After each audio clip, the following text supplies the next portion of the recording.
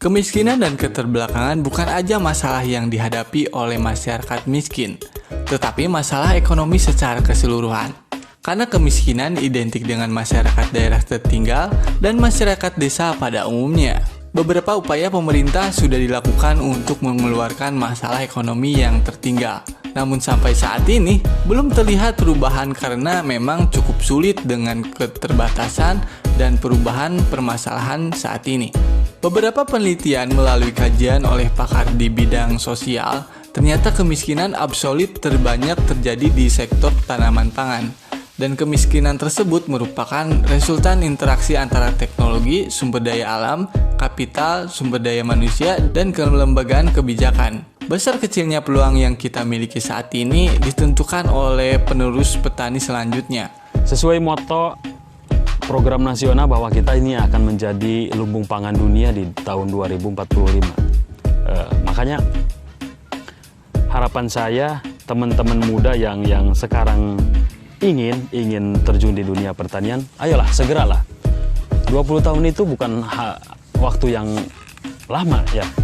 Makanya kalau tidak kita yang terjun di dunia pertanian, terus siapa lagi? Beberapa lembaga pertanian mengeluarkan terobosan baru mulai dari pertanian milenial, pertukaran mahasiswa magang ke luar negeri, perusahaan yang bikin startup pertanian, dan masih banyak lainnya. Terpicu untuk saling menyemangati menyelesaikan masalah bareng-bareng. Singkatnya, petani itu sangat sulit di bidang modal atau kapital dan pemasaran. Jika masalah itu sudah selesai, maka yang lainnya dapat nyusul nih. Terkadang petani juga bingung untuk pengembangan usaha taninya dibenturkan dengan manajemen usaha tani serta harga jual produk yang naik turun seenaknya aja. Teman-teman tahu bahwa persaingan globalisasi era pasar bebas itu sangat-sangat keras sekali. Makanya kalau kita tidak mengembangkan potensi negara kita, daerah kita, ya kalau bukan kita siapa lagi. Makanya ke depan saya berharap bagi teman-teman yang mau terjun ke dunia pertanian itu jangan bimbang ya. Ayolah. Karena pasar dan teknologi kemudian support dari lembaga-lembaga terkait baik pemerintah pun itu sudah sangat-sangat baik untuk support untuk bidang pertanian. Hanya tinggal kita, kemauan kita untuk terjun dan memanfaatkan semua itu. Saya cukup bangga dengan posisi saya sekarang. Melihat beberapa perkembangan cara pandang saya melihat dunia pertanian ini untuk zaman yang serba canggih dan mempermudah pekerjaan. Secara terang-terangan kita bisa perang lomba adu inovasi terbaru masalah pertanian. Nilai-nilai tempo dulu yaitu bertani, di mana orang tua kita dulu adalah bertani. Setelah bertani ke sawah, dia pulang ke rumah membawa rumput, dan rumput itu kita kasihkan ke kambing. Besoknya dia kembali ke sawah dengan membawa kotoran kambing. Farming integrated yang sederhana sudah dilakukan nenek moyang kita. Tinggal kita kemas gimana farming integrated itu menjadi sebuah pembelajaran. Tetapi seberapa hebat kita untuk bisa melampaui tren sosial media yang lagi gabut sekarang? Minat menjadi petani sekarang itu sangat kurang, bos.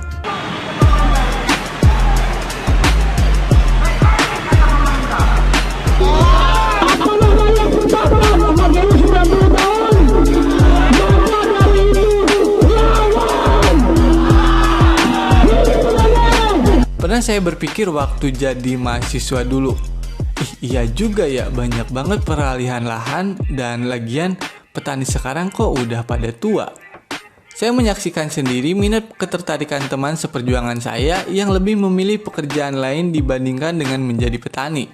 Banyak opsi lain yang lebih menggiurkan dibandingkan menjadi petani. Atau orang yang terdidik menjadi petani juga belum tentu kalau udah lulus sekolah pertanian jadi petani tulen.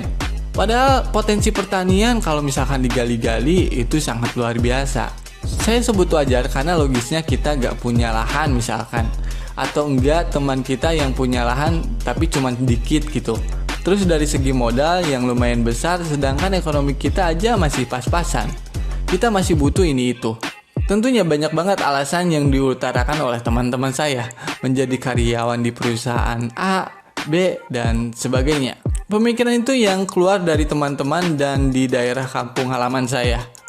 Saya nggak tahu kalau di daerah kalian seperti apa kondisinya, namun pernah juga sih saya melihat percakapan antara bapak dan anak si petani, yang kurang lebih si petani itu nyuruh anaknya buat jadi A, jadi B, yang intinya jangan jadi petani seperti bapaknya saat ini.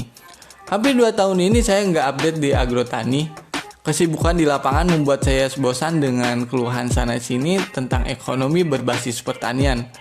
Lebih baik saya fokus membagikan pengalaman yang saya tahu atau sekedar bercerita tentang strategi yang saya akan terapkan untuk membantu meringankan 1 atau 2 orang gitu. Saya ucapkan selamat ulang tahun kepada Agrotani, semoga kalian suka. Nah itu kali ya yang bikin saya semangat sampai saat ini. Dan ini adalah sebuah keresahan.